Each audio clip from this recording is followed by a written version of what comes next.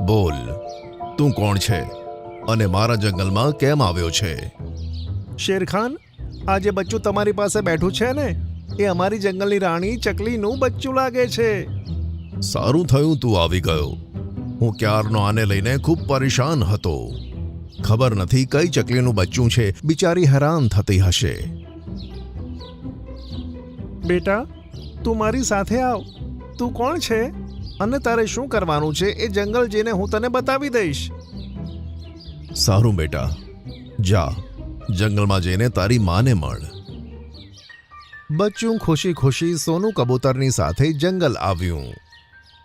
બંને જોડિયા બચ્ચાઓ જ્યારે એકબીજાને જુએ છે તો તેઓ એકદમ ખુશ થાય છે. વાંદરા મામા, અમારી મમ્મી ક્યાં છે?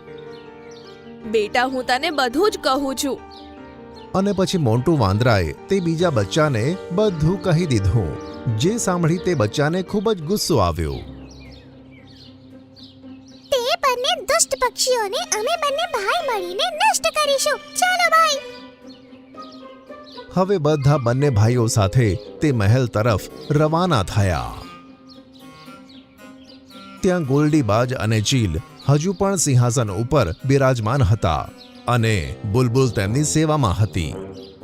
અરે, આ બેબી બચ્ચા કેવી રીતે થઈ ગયા?